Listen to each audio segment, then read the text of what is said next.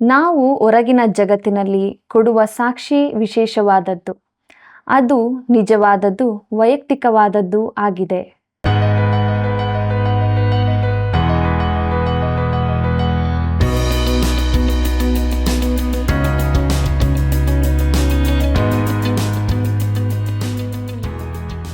ಆತ್ಮೀಯ ಸ್ನೇಹಿತರೆ, ನೀವೆಲ್ಲರೂ ಹೇಗಿದ್ದೀರಿ?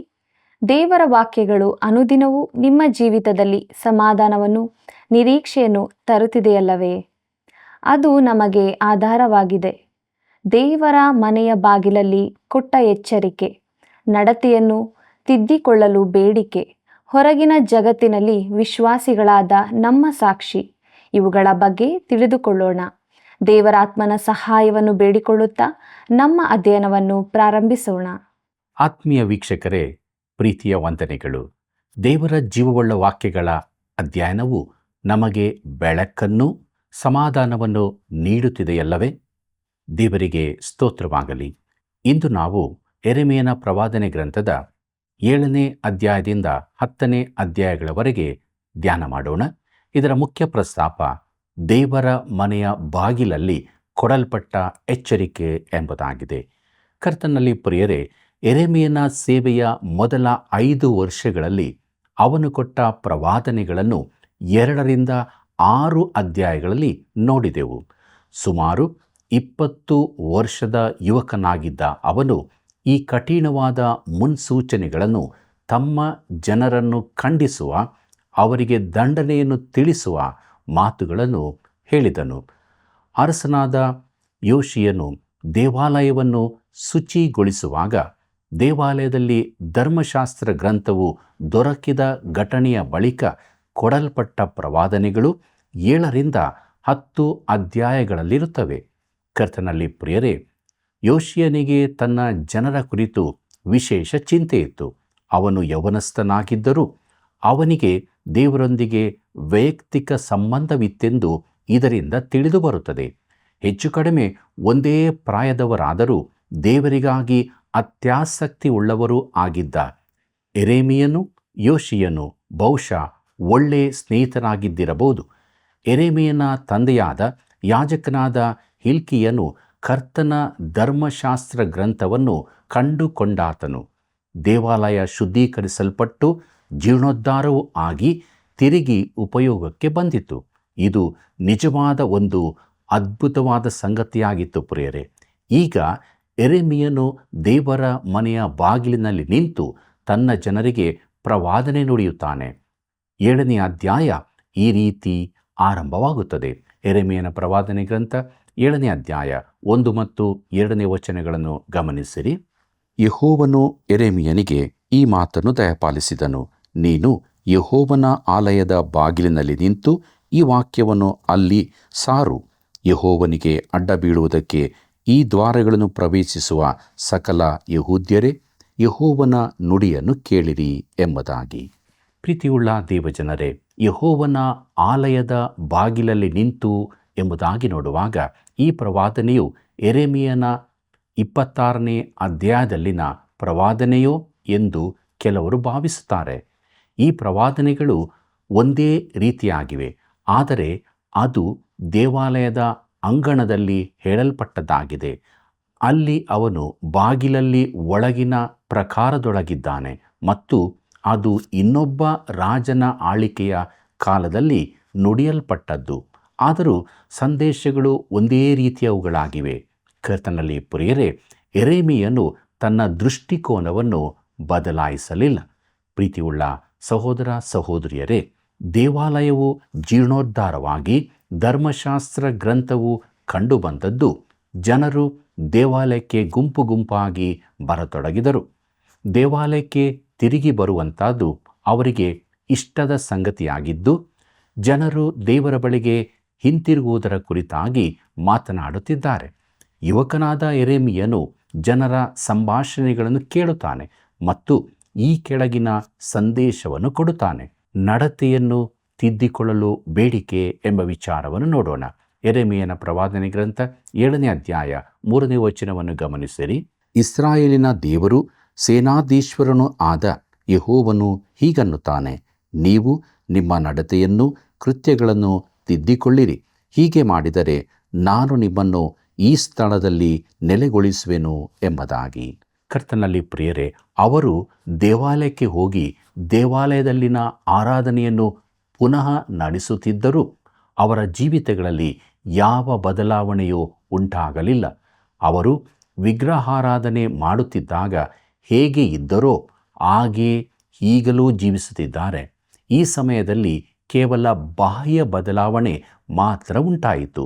ನಿಜವಾದ ಆರಾಧನೆಯ ಸಮಯ ಬರಲಿಕ್ಕಿತ್ತು, ಆದರೆ ಈಗ ಅದು ಕೇವಲ ತೋರಿಕೆಯ ರೀತಿಯದಾಗಿ ಮಾತ್ರ ಇತ್ತು. ಕರ್ತನಲ್ಲಿ ಪ್ರಿಯರೇ, ಜನರ ಮನೋಭಾವವನ್ನು ನಾವು ನೋಡುತ್ತೇವೆ. ಇದು ಯೆರೆಮೀಯನಿಗೆ ಚಿಂತೆಗೆ ಕಾರಣವಾಗಿತ್ತು. ಯೆರೆಮೀಯನ ಪ್ರವಾದನೆ ಗ್ರಂಥ 7ನೇ ಅಧ್ಯಾಯ 4ನೇ ವಚನವನ್ನು ಗಮನಿಸಿರಿ.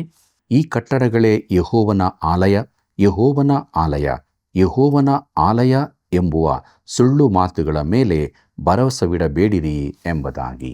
ಪ್ರೀತಿಯುಳ್ಳ ಸಹೋದರ ಸಹೋದರಿಯರೇ, ಇದೆಲ್ಲದರ ಕುರಿತು ಜನರು ಏನು ಭಾವಿಸಿದರೆಂಬುದಾಗಿ ನೀವು ಯೋಚಿಸಬಹುದು. ಅವರು ಹೇಳುತ್ತಿದ್ದಾರೆ, ದೇವಾಲಯವನ್ನು ನೋಡಿರಿ, ಎಷ್ಟು ಸುಂದರವಾಗಿದೆಯಲ್ಲವೇ? ಈಗ ದೇವಾಲಯಕ್ಕೆ ತಿರುಗಿ ಬರುವುದು ಎಷ್ಟು ಒಳ್ಳೆಯದಲ್ಲವೇ? ಇದು ಹಿಂದಿನ ದಿನಗಳಂತೆಯೇ ಇದೆ. ಅವರಲ್ಲಿ ದೇವಾಲಯದ ಕಡೆಗೆ ಉತ್ಸಾಹವಿದೆ, ಆದರೆ ದೇವರ ಕಡೆಗೆ ಯಥಾರ್ಥವಾಗಿ ತಿರುಗಿಕೊಂಡಿಲ್ಲ. ಯೆರೆಮೀಯನು ಇದನ್ನು ಗಮನಿಸಿದನು. ಆದ್ದರಿಂದಲೇ ಅವನು ಹೇಳಿದನು, ನೀವು ಹೇಳುವ ಪೊಳ್ಳು ಮಾತುಗಳನ್ನು ನಂಬಬೇಡಿರಿ. ದೇವಾಲಯಕ್ಕೆ ಹಿಂತಿರುಗುವುದು ಪ್ರಪಂಚದಲ್ಲೇ ಅತಿ ದೊಡ್ಡ ಸಂಗತಿ ಎಂಬಂತೆ ನೀವು ನಡೆಯುತ್ತೀರಿ. 2ನೇ ಪೂರ್ವಕಾಲ ವೃತ್ತಾಂತ 34 ಮತ್ತು 35ನೇ ಅಧ್ಯಾಯಗಳನ್ನು ಓದುವುದಾದರೆ ಚರಿತ್ರೆಯ ಈ ಸಮಯದಲ್ಲಿ ಏನು ಸಂಭವಿಸುತ್ತಿದೆ ಎಂದು ನೀವು ಆಸಕ್ತಿಯಿಂದ ತಿಳುಕೊಳ್ಳಬಹುದು. ಪ್ರಿಯರೇ, ಅಲ್ಲಿ ನಡೆದದ್ದು ನಿಜವಾಗಿ ಅದ್ಭುತವಾದದ್ದು. ಹಿಲ್ಕೀಯನು ಧರ್ಮಶಾಸ್ತ್ರ ಗ್ರಂಥವನ್ನು ಓದುವುದಕ್ಕಾಗಿ ಶಾಫಾನನಿಗೆ ಕೊಟ್ಟನು. ಅವನು ಅದನ್ನು ಅರಸನ ಎದುರಿನಲ್ಲಿ ಓದಿದನು. ಪ್ರಿಯರೇ, ಅರಸನು ಯೆಹೂದ ಹಾಗೂ ಯೆರೂಸಲೇಮಿನ ಎಲ್ಲ ಹಿರಿಯರನ್ನು ಕೂಡಿಸಿದನು. ಅವರು ಧರ್ಮಶಾಸ್ತ್ರವನ್ನು ಎಲ್ಲ ಜನರಿಗೂ ಓದಿ ಹೇಳಿದರು. ಬಳಿಕ ಅವರು ದೇವರಿಗೆ ಸರಿಯಾಗಿ ನಡ್ಕೊಳ್ಳುತ್ತೇವೆಂದು ಒಂದು ಒಡಂಬಡಿಕೆಯನ್ನು ಮಾಡಿಕೊಂಡು ಅವರು ಯೆರೂಸಲೇಮಿನಲ್ಲಿ ಪಸ್ಕ ಹಬ್ಬವನ್ನು ಆಚರಿಸಿದರು. ಇಂಥ ಪಸ್ಕ ಹಬ್ಬವು ಪ್ರವಾದಿಯಾದ ಸಮುವೇಲನ ದಿವಸಗಳಿಂದ ಇಸ್ರಾಯೇಲ್ಯರಲ್ಲಿ ನಡೆಯಲೇ ಇಲ್ಲ. ಯೋಷೀಯನು, ಯಾಜಕರು, ಲೇವಿಯರು ಕೂಡಿ ಬಂದಿದ್ದ ಇಸ್ರಾಯೇಲ್ಯರು, ಯೆಹೂದ್ಯರು, ಯೆರೂಸಲೇಮಿನವರು ಪಸ್ಕ ಹಬ್ಬವನ್ನು ಆಚರಿಸಿದಂತೆ ಇಸ್ರಾಯೇಲ್ ರಾಜರಲ್ಲಿ ಒಬ್ಬನೂ ಆಚರಿಸಲಿಲ್ಲ. ಈ ಪಸ್ಕ ಹಬ್ಬವು ಯೋಷೀಯನ ಆಳ್ವಿಕೆಯ 18ನೇ ವರ್ಷದಲ್ಲಿ ನಡೆಯಿತು. 2ನೇ ಪೂರ್ವಕಾಲ ವೃತ್ತಾಂತ 35ನೇ ಅಧ್ಯಾಯ 18 ಮತ್ತು 19ನೇ ವಚನಗಳನ್ನು ಗಮನಿಸಿರಿ. ಕರ್ತನಲ್ಲಿ ಪ್ರಿಯರೇ, ದೇವಾಲಯದಲ್ಲಿನ ಸೇವೆಯನ್ನು ಅದರ ಜೊತೆಗಿನ ಯಜ್ಞ ಹಬ್ಬಗಳ ಜೊತೆಯಾಗಿ ಪುನಃ ಆರಂಭಿಸಿದರು. ಅದು ಬಹು ಒಳ್ಳೆಯದು, ಅದ್ಭುತವಾದದ್ದೂ ಆಗಿತ್ತು. ಹಾಗಾದರೆ ಏನು ಸಮಸ್ಯೆ ಇತ್ತು? ಅವರು ತಮ್ಮ ನಡತೆಗಳನ್ನು ಬದಲಾಯಿಸಲಿಲ್ಲ, ಮೊದಲಿನಂತೆಯೇ ಜೀವಿಸುತ್ತಿದ್ದರು. ಅವನು ಹಿಂದಿನದನ್ನು ನೆನಪಿಸುತ್ತಾನೆ. ದಶಾಜ್ಞೆಗಳ ಕುರಿತಾಗಿ ಅಲ್ಲ, ಆದರೆ ಅದರ ಬಳಿಕ ದೇವರು ಕೊಟ್ಟ ನಿಯಮಗಳನ್ನು. ವಿಮೋಚನೆಕಾಂಡ ಪುಸ್ತಕ 21ರಿಂದ 23 ಅಧ್ಯಾಯಗಳಲ್ಲಿರುವ ವಿಚಾರಗಳನ್ನು. ಅದು ಇಸ್ರಾಯೇಲ್ಯರ ದೈನಂದಿನ ಜೀವಿತಕ್ಕೂ ಪರಸ್ಪರರೊಂದಿಗಿನ ಸಂಬಂಧಕ್ಕೂ ಸೇರಿದ್ದಾಗಿತ್ತು. ಮುಂದಕ್ಕೆ ನೋಡೋಣ. ಯೆರೆಮೀಯನ ಪ್ರವಾದನೆ ಗ್ರಂಥ 7ನೇ ಅಧ್ಯಾಯ 9 ಮತ್ತು 10ನೇ ವಚನಗಳನ್ನು. ನೀವು ಕಳುವು, ಕೊಲೆ, ಆದರಗಳನ್ನು ಮಾಡಿ ಸುಳ್ಳು ಸಾಕ್ಷಿ ಹೇಳಿ ಬಾಳನಿಗೆ ಹೋಮವರ್ಪಿಸಿ ಕಂಡು ಕೇಳದ ಅನ್ಯ ದೇವತೆಗಳನ್ನು ಹಿಂಬಾಲಿಸಿದ ಮೇಲೆ ನನ್ನ ಹೆಸರುಗೊಂಡಿರುವ ಈ ಆಲಯಕ್ಕೆ ಬಂದು ನನ್ನ ಸನ್ನಿಧಿಯಲ್ಲಿ ನಿಂತು ನಮಗೆ ಪರಿಹಾರವಾಯಿತು ಎಂದು ಹೇಳಿ ಈ ಎಲ್ಲ ಅಸಹ್ಯ ಕಾರ್ಯಗಳನ್ನು ಇನ್ನೂ ನಡೆಸುವುದಕ್ಕೆ ಅವಕಾಶ ಮಾಡಿಕೊಳ್ಳುವಿರೋ ಎಂಬುದಾಗಿ. ಕರ್ತನಲ್ಲಿ ಪ್ರಿಯರೇ, ಜನರು ದೇವಾಲಯವನ್ನು ಅದ್ಭುತವೆಂದು ಹೊಗಳಿದರೂ ಅವರು ಇನ್ನೂ ಬಾಳನನ್ನು ಪೂಜಿಸುತ್ತಿದ್ದರು.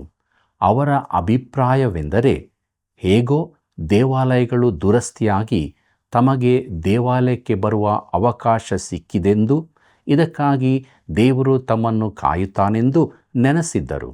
ಆದರೆ ತಮಗೆ ಅನ್ವಯಿಸದ ಸಂಗತಿಯ ಮೇಲೆ ಅವರು ಆಧಾರ ಮಾಡಿಕೊಂಡಿದ್ದರು. ದೇವಾಲಯ ದುರಸ್ತಿಗಾಗಿ ಅವರು ತುಂಬ ಕಾಣಿಕೆಗಳನ್ನು ಕೊಟ್ಟಿದ್ದರು. ಉದಾರವಾಗಿ ಕಾಣಿಕೊಟ್ಟವರು ದೇವರ ಆಶೀರ್ವಾದ ಹೊಂದಲು ಇಷ್ಟು ಸಾಕು ಎಂದು ಭಾವಿಸಿದ್ದರು. ಪ್ರೀತಿಯುಳ್ಳ ದೇವಜನರೇ, ಈಗಿನ ಕಾಲದ ನಮಗೆ ಯೆರೆಮೀಯನ ಪುಸ್ತಕಕ್ಕಿಂತ ಚೆನ್ನಾಗಿ ಅನ್ವಯಿಸುವ ಬೇರೆ ಯಾವ ಪುಸ್ತಕವೂ ಇಲ್ಲವೆಂದು ನನಗೆ ತಿಳಿದಿದೆ. ಎರಡನೇ ಜಾಗತಿಕ ಯುದ್ಧದ ಬಳಿಕ ಭಕ್ತಿ ಸಂಜೀವನದ ಒಂದು ತೆರೆ ಬಂದಂತಾಯಿತು. ಆ ಕಾಲದಲ್ಲಿನ ಅನೇಕ ಸವಾರ್ಥಿಕರು ಪ್ರಸಂಗಿಸುತ್ತಿದ್ದರು ಮತ್ತು ಜನರು ಕೂಡ ಸೇರಿ ಬರುತ್ತಿದ್ದರು. ಒಬ್ಬ ದೇವಸೇವಕರು ಹೀಗೆ ಹೇಳುತ್ತಾರೆ: ಅದೇ ಸಮಯದಲ್ಲಿ ನಾನು ಸತ್ಯವೇದ ಅಧ್ಯಯನ ಕೂಟಗಳನ್ನು ನಡೆಸಹತ್ತಿದೆ. ವಾರ ಮಧ್ಯದ ಕೂಟಗಳಲ್ಲಿ ಇಷ್ಟು ಹಾಜರಿ ಎಲ್ಲಿಯೂ ಇದ್ದಿಲ್ಲವೆಂದು ಹೇಳುತ್ತಿದ್ದರು ಮತ್ತು ಆ ಕಾಲದಲ್ಲಿ ಸಭೆಗೆ ಬರುವವರ ಸಂಖ್ಯೆ ಇಮ್ಮಡಿ 3 ಪಟ್ಟು ಆಯಿತೆಂದು ಸಭಾಪಾಲಕರು ಹೇಳುವುದನ್ನು ಕೇಳಿದ್ದೆ. ಸಭೆಯಲ್ಲಿನ ಬದಿಯ ಜಾಗಗಳಲ್ಲಿ ಕೂಡ ಕುರ್ಚಿಗಳನ್ನು ಹಾಕತೊಡಗಿದರು. ಹೊಸ ಕಟ್ಟಡಗಳನ್ನು ಕಟ್ಟತೊಡಗಿದರು.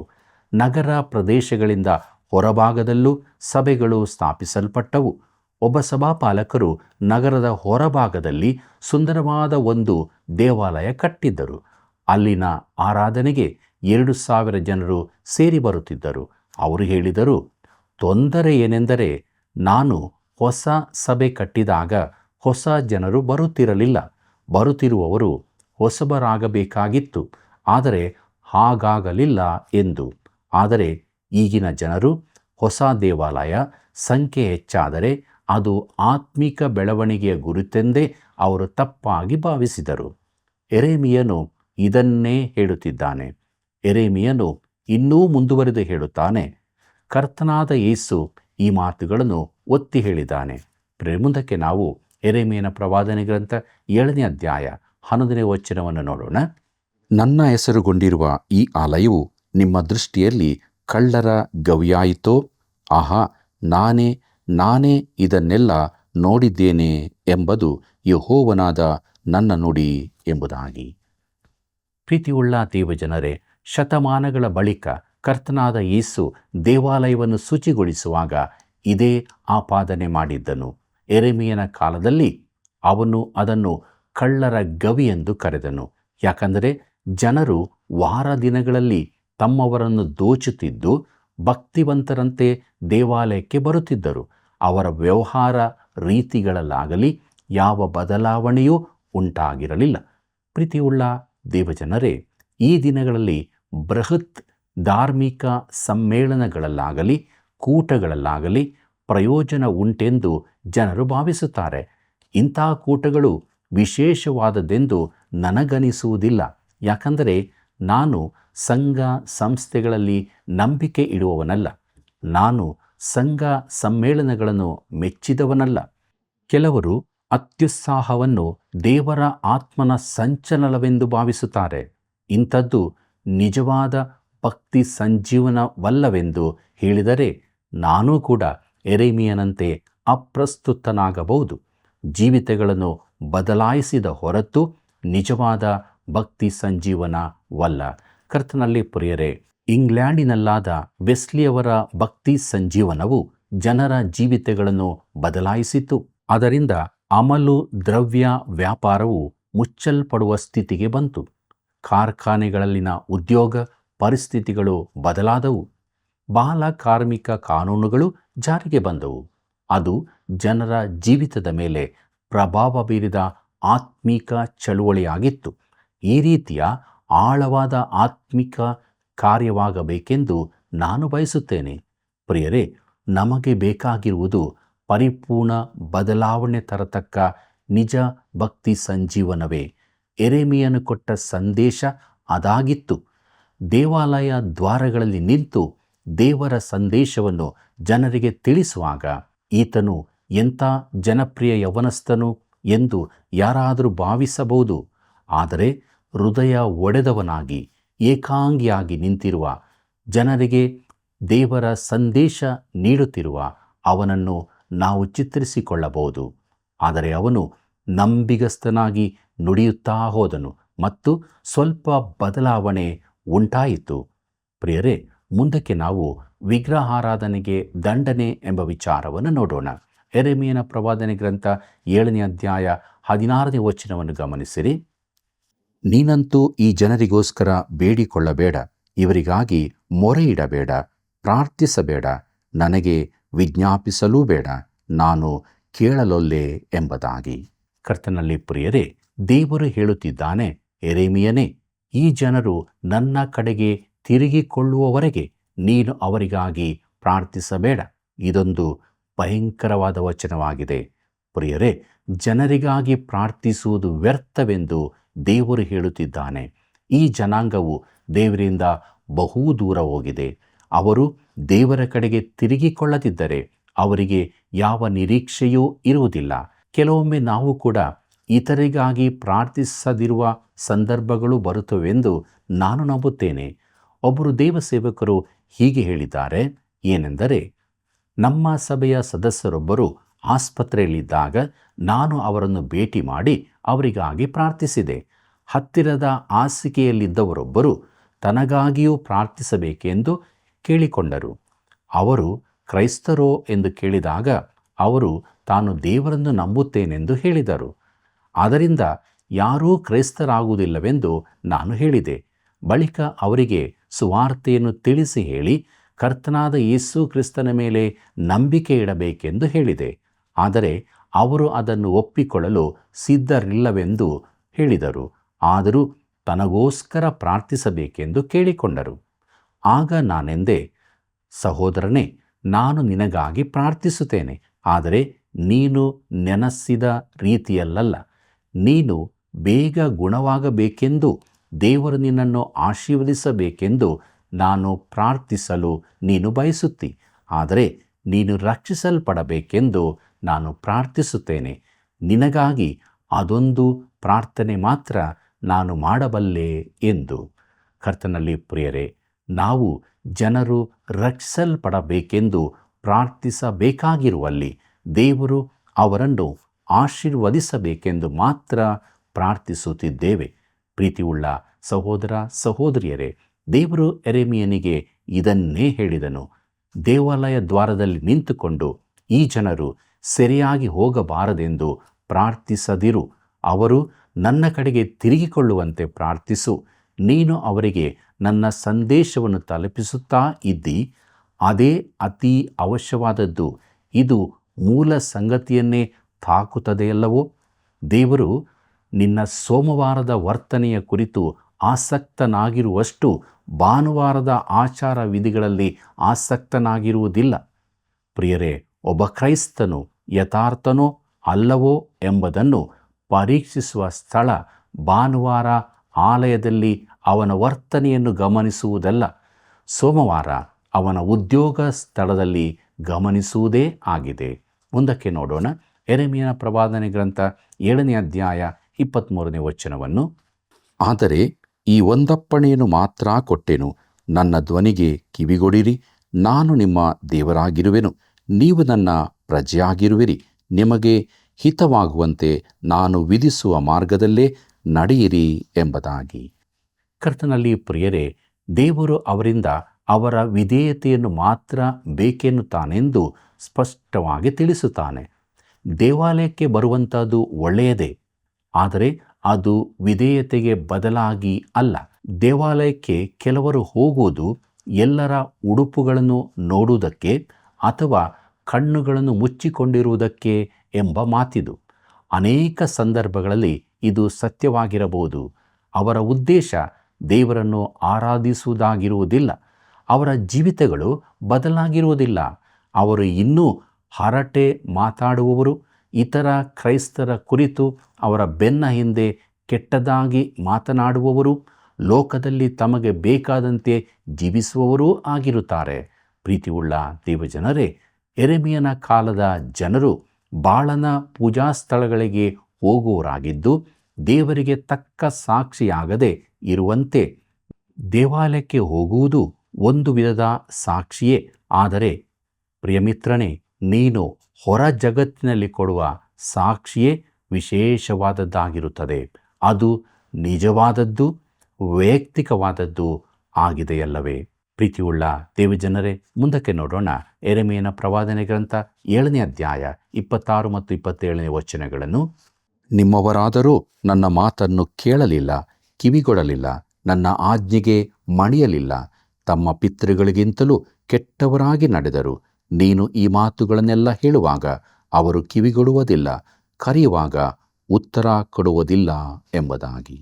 ಪ್ರೀತಿಯುಳ್ಳ ಸಹೋದರ ಸಹೋದರಿಯರೇ, ಜನರು ತಾವಾಗಿ ಬಂದು ದೇವರಿಗಾಗಿ ತಮ್ಮನ್ನು ಒಪ್ಪಿಸಿದ್ದನ್ನು ಯೆರೆಮೀಯನು ಕಾಣಲಿಲ್ಲ.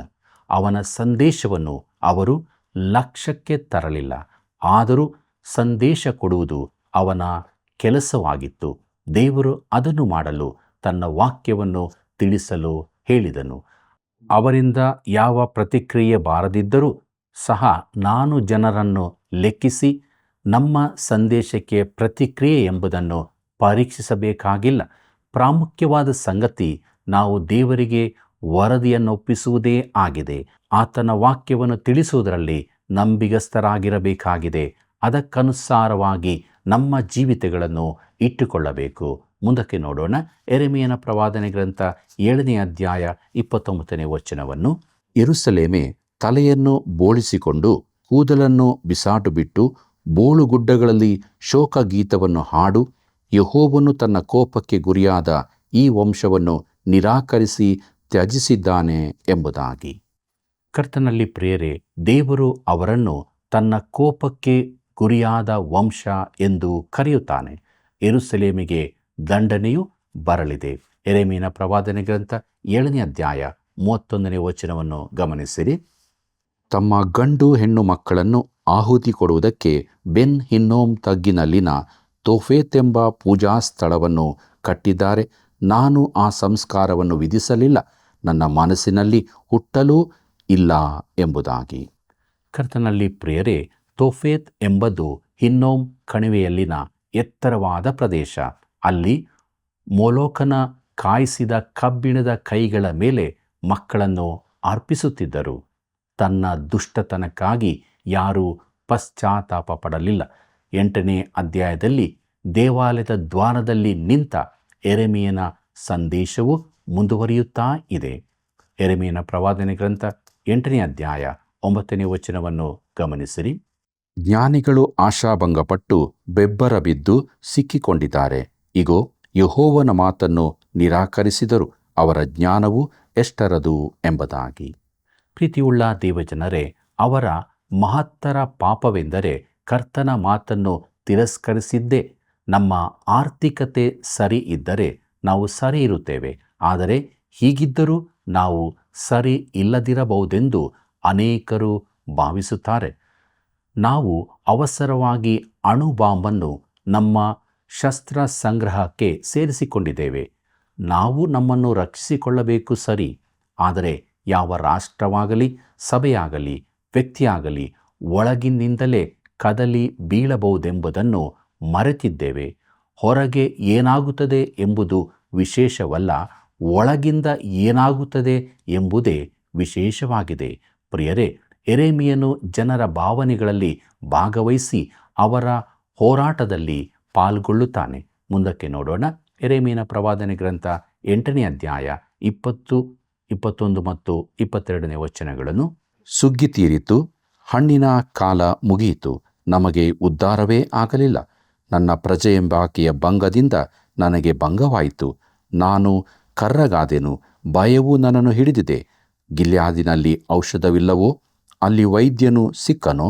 ನನ್ನ ಪ್ರಜೆಯೆಂಬಾಕೆಗೆ ಏಕೆ ಗುಣವಾಗಲಿಲ್ಲ ಎಂಬುದಾಗಿ. ಪ್ರೀತಿಯುಳ್ಳ ದೇವಜನರೇ, ದೇವರು ಅವರ ಪುನಃಸ್ಥಾಪನೆಗೆ ಬೇಕಾದ ಎಲ್ಲ ಏರ್ಪಾಡುಗಳನ್ನು ಮಾಡಿದ್ದರೂ ಅವರು ಪರಿಹಾರವನ್ನು ತಿರಸ್ಕರಿಸಿದರು. ಕರ್ತನಲ್ಲಿ ಪ್ರೀತಿಯುಳ್ಳ ದೇವಜನರೇ, ದೇವರು ನಮಗೋಸ್ಕರ ತನ್ನ ಒಬ್ಬನೇ ಮಗನನ್ನು ಕಳಿಸಿಕೊಟ್ಟನು. ಆತನನ್ನು ಕ್ರೂಜೆಯಲ್ಲಿ ನಮಗೋಸ್ಕರ ಜಜ್ಜಿದನು. ಆತನ ಮೂಲಕ ನಮಗೆ ಪಾಪ ಪರಿಹಾರ ಸಿಕ್ಕಿಯದೆ. ಇದನ್ನು ನಾವು ಹೊಂದಿಕೊಂಡಿದ್ದರೆ ನಾವು ಭಾಗ್ಯವಂತರು. ಇಲ್ಲದಿದ್ದರೆ ನಾವು ದೇವರ ದಂಡನೆಗೆ ಗುರಿಯಾಗುತ್ತೇವೆ. ಆದ್ದರಿಂದ ಕೃಪಾ ಸಮಯದಲ್ಲಿ ದೇವರ ಬಳಿಗೆ ಬರೋಣ, ನಮ್ಮ ಪಾಪಗಳನ್ನು ಒಪ್ಪಿಕೊಳ್ಳೋಣ, ಆದ್ದರಿಂದ ಆಶೀರ್ವಾದವನ್ನು ಹೊಂದಿಕೊಳ್ಳೋಣ. ಪ್ರಾರ್ಥನೆ ಮಾಡೋಣ. ಪ್ರೀತಿ ಸ್ವರೂಪನಾದ ದೇವರೇ, ಇದ್ದಂಥ ಸ್ಥಿತಿಯಲ್ಲಿ ನಿನ್ನ ಪಾದ ಬಳಿಗೆ ಬಂದಿದ್ದೇವೆ. ನಮ್ಮನ್ನು, ನಮ್ಮೆಲ್ಲ ವೀಕ್ಷಕ ಬಾಂಧವರನ್ನು ಕರುಣ ಮಾಡು ಸ್ವಾಮಿ. ನಾವೆಲ್ಲರೂ ನಿನ್ನ ಆತ್ಮನಿಂದ ತುಂಬಿಸಲ್ಪಟ್ಟವರಾಗಿ, ಪಾಪ ಪರಿಹಾರದ ನಿಶ್ಚಯತ್ವವನ್ನು ಹೊಂದಿದವರಾಗಿ, ನಿತ್ಯ ಜೀವದ ನಿರೀಕ್ಷೆಯಲ್ಲಿ ಜೀವಿಸುವುದಕ್ಕೆ ಸಹಾಯ ಮಾಡು. ಯೇಸುವಿನ ನಾಮದಲ್ಲಿ ಬೇಡಿದ್ದೇವೆ ತಂದೆ, ಆಮೆನ್. ಯೆರೆಮೀಯನು ದೇವರ ಮನೆಯ ಬಾಗಿಲಲ್ಲಿ ನಿಂತು ತನ್ನ ಜನರಿಗೆ ಪ್ರವಾದನೆಯನ್ನು ನುಡಿದನು. ಜನರು ಗುಂಪು ಗುಂಪಾಗಿ ಆಲಯಕ್ಕೆ ಬರತೊಡಗಿದರು, ಆದರೆ ಅವರು ಬದಲಾಗಿರಲಿಲ್ಲ. ನಾವು ನಡತೆಯನ್ನು ತಿದ್ದಿಕೊಳ್ಳದಿದ್ದರೆ ನಮ್ಮ ಭಕ್ತಿಯು ವ್ಯರ್ಥವಾದದ್ದೇ ಆಗಿದೆ. ಹೌದು ಪ್ರಿಯರೇ, ಸಂತುಷ್ಟಿ ಸಹಿತವಾದ ಭಕ್ತಿ ದೊಡ್ಡ ಲಾಭವೇ ಸರಿ. ಆದುದರಿಂದ ದಿನಾಲೂ ನಮ್ಮ ಜೀವಿತದಲ್ಲಿ ದೇವರನ್ನು ಘನಪಡಿಸೋಣ. ಪ್ರಿಯ ವೀಕ್ಷಕರೇ, ನಿಮ್ಮ ಅಮೂಲ್ಯವಾದ ಕರೆಗಳು ಅನೇಕರ ಜೀವಿತಕ್ಕೆ ದೇವರ ವಾಕ್ಯಗಳನ್ನು ತಲುಪಿಸಲು ಸಹಾಯವಾಗುತ್ತಿದೆ. ಆದುದರಿಂದ ತಪ್ಪದೆ ಕರೆ ಮಾಡಿರಿ. ಮತ್ತೆ ಭೇಟಿಯಾಗೋಣ. ವಂದನೆಗಳು.